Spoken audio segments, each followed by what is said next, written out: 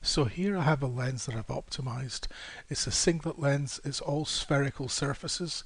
The variables are the radius of the front surface, the back thickness of the lens, and the radius of the second surface is actually controlled by an F number solve, making it F5. If I want to improve this lens any further, one thing that I can do is make it aspheric. And Zemax has a handy tool for investigating this. It's called the Find Best Asphere tool. And if I use that, and I'll just set it to look at from surface 2 to surface 3, and I'll start off with a low order asphere.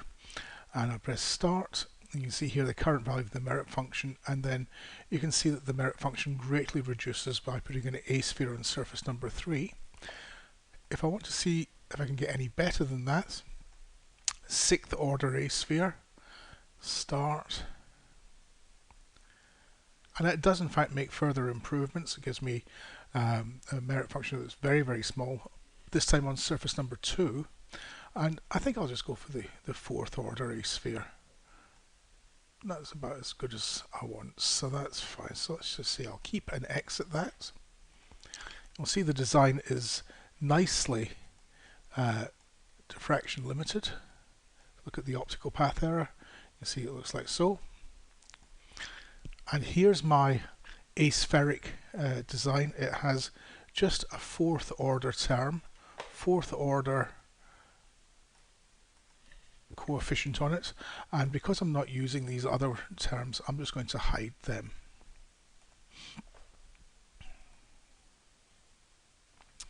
I'll hide this one as well. So that's my aspheric surface. One thing that I may want to look at as well is the actual curvature of that surface, which I can get to under the surface tabs here. I'll look at the curvature cross section, and I'm going to choose surface number 3, which is the aspheric surface.